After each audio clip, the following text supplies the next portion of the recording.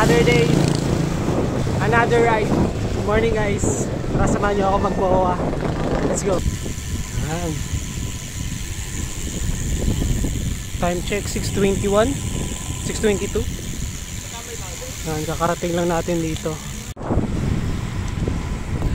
Nagbobobahan guys. Ang bilis. Sheesh. Mga takbo ang 40 na. 40-45.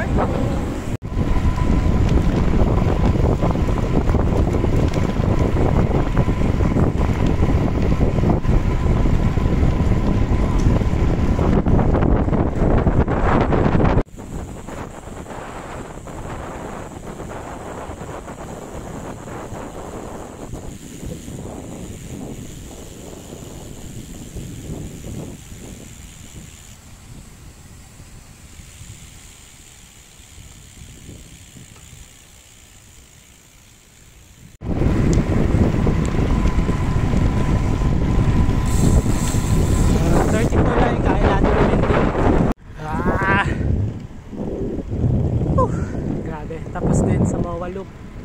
Time check 7:56. Nakaka 1 hour and 55 minutes tayo ngayon ride. Total distance 55.88, average 29, maximum 49.6. And guys, after natin mag-grabs dito sa Moa, ano tayo, breakfast tayo doon. Breakfast tayo bago umuwi. Nagugutom na ako. Nakakatuwa yung takbuhan ngayon dito sa Moa. Maabot kanina ng 45-50. Nag-start kanina ng 40-45. Tapos nagkakatestingan. Bibilis. Grabe ba? Tayo hindi tayo makasabay na dahil ang bilis nating hingalin.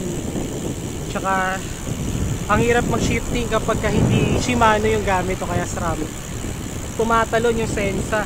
Hindi siya yung pang racing type na group set. Kaya kung kayo magpapasok sa racing, mag Shimano na kayo or SRAM na group set, nag-invest na kayo doon. Grabe, ang hirap makipagsabayan.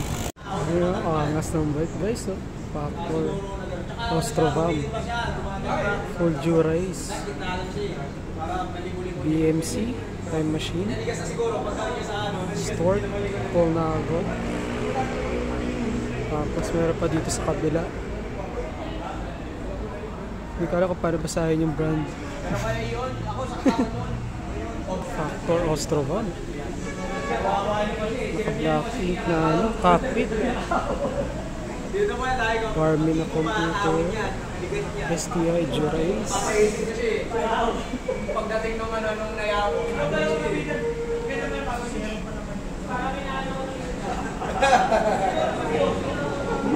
Sarap.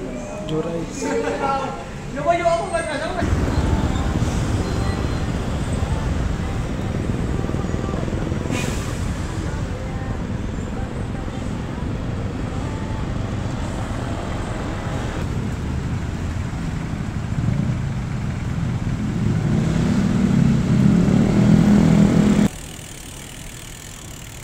Parking dito sa may kalsada ng tapat ng DLS CSB.